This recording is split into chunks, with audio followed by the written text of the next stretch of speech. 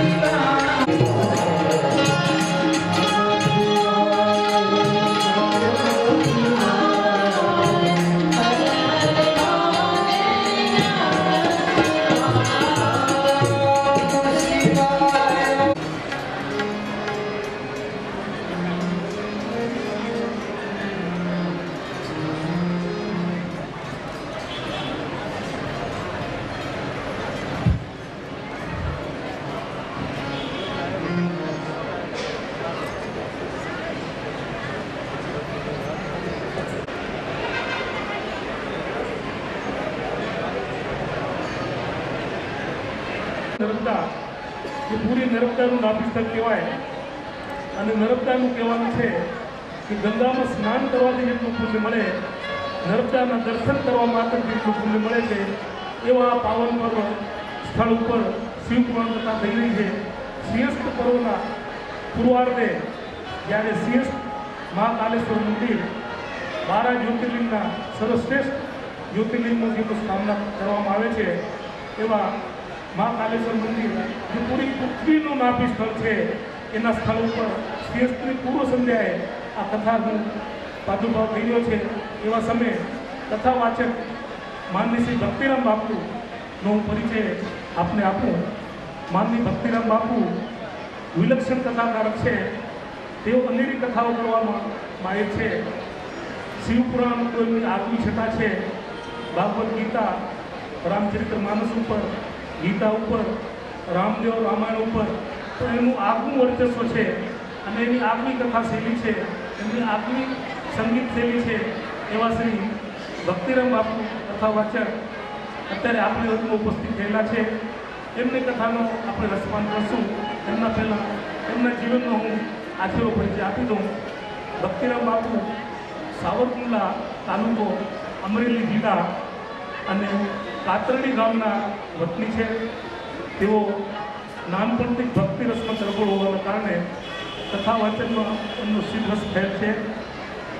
તેઓ દેશ તથા પ્રદેશની અંદર 300 જેવી કથાઓ કરી ચૂક્યા છે અને આપણી સમાજમાં પણ આણંદસર, કચ્છમાં અને બીજા કચ્છના ઘણા બધા ગામોમાં આપણા સમાજના ભક્તોએ એમની કથા સાંભળેલી છે. એમનામાં પ્રશંસકો છે અને એ બધા પ્રશંસકો આજે ઉપસ્થિત પણ છે. એવા ભક્તિરામ બાપુ નાનપણથી કથાકાર થયેલા છે અને એમનો સાથે સાથે એમનો આગવો પરિચય જે આપવાનો છે. આપણે ગૌશાળાઓ કરીએ, આપણે અનાથ આશ્રમો કરીએ, સરસ વાત છે. આપણે પંથીને ચણો આપીએ, સરસ વાત છે. આપણે અવનવા કાર્યો કરતા રહીએ, એની અંદર આપણે આપણો પુરુષાર્થ આપતા રહીએ.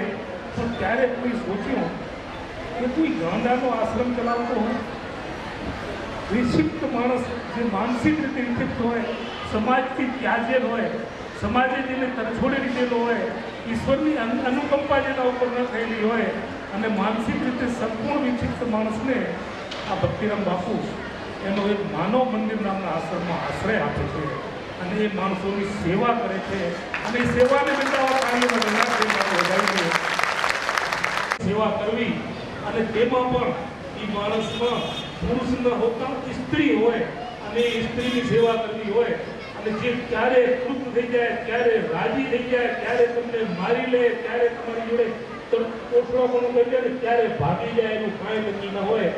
એવા તરછોયા માણસોની જે સેવા કરતા હોય અને માનવ મંદિરની સ્થાપના કરી હોય, આ તો દેવના દેવ મહાદેવની સેવાથી પણ મોટું ભગીરથ કાર્ય કહેવાય. તાળીઓના ગગડાટથી આ કાર્યમાં આપણે વધારીએ.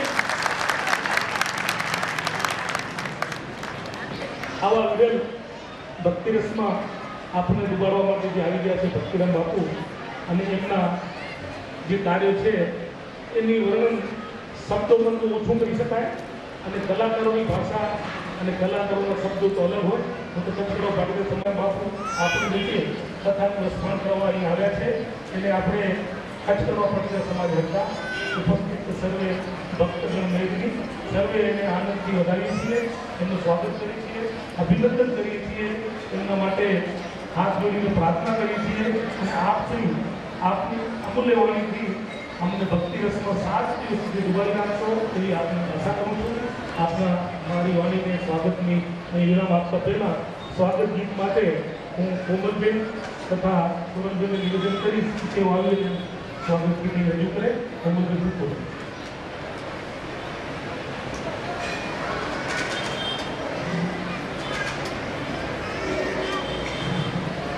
સમાજના સર્વે સન્માન્ય સદસ્યજનોને મારો જય લક્ષ્મીનારાયણ. સ્વાગતમ સુસ્વાગતમ, સ્વાગતમ સુસ્વાગતમ.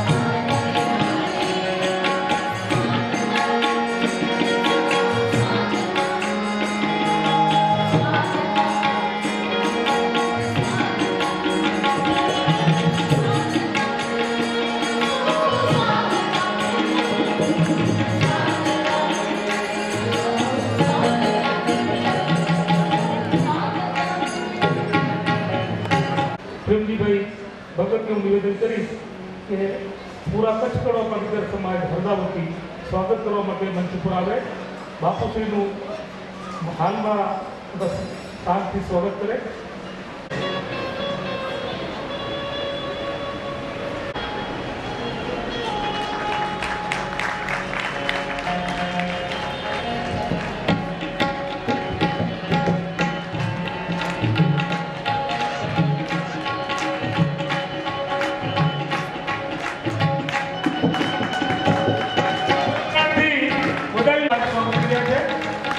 સ્વાગતની ઘડીમાં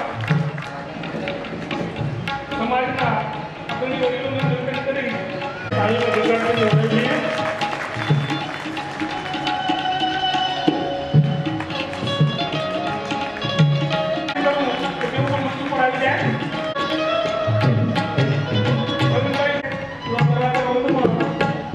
હાર્મોનિયમ પ્રવીણ બાપુ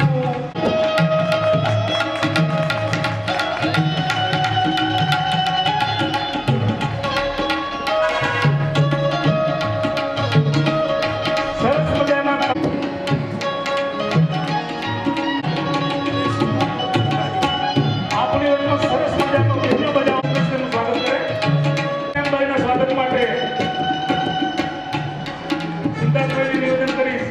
કચ્છ કડવા પાટીદાર સમાજ હરદાના પ્રતિનિધિના રૂપમાં સર્વે કલાકારો સ્વાગત કરે. આ તાળીઓના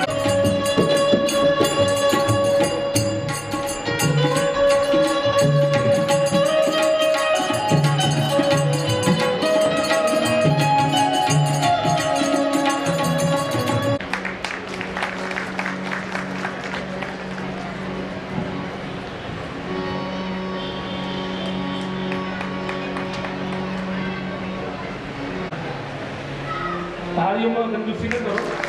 પૂરું હૈદરાબાદનું પ્રતિનિધિત્વ અહીં મંચ ઉપર છે. ઇન્દોરના હિસાબે નામ ત્યાં ઓછા છે પણ સંખ્યા છે. તો કોલ્હાપુરથી આવેલા મોહનભાઈને નિવેદન કરું છું તેઓ મંચ ઉપર આવે અને સંતશ્રીનું સ્વાગત કરે. નારણભાઈ સિંહજીભાઈ ઠાકરાણી આપ નાગપુરનું પ્રતિનિધિત્વ કરવા. રતનસિંહભાઈ હાજર ન હોય તો ખીમજીભાઈ પટેલ પણ પ્રતિનિધિ કથા સાંભળવા માટે. રતનસિંહભાઈ વેલાની કથા અસ્વસ્થતાના કારણે મંચ ઉપર આવવાનું આપણે કેટલા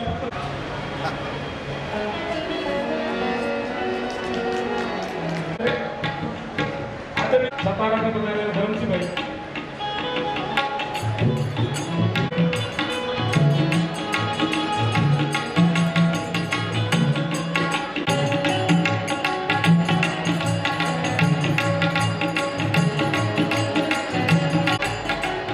મધ્યપ્રદેશની રાજધાની ભોપાલ અને ભોપાલનું નામ ઓપન કરવા જઈ રહ્યો છું.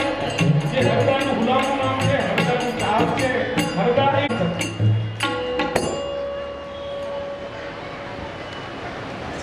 અહીંથી પાટોપાર સંતશ્રીનું સ્વાગત કરવા માટે આનંદ સચિવ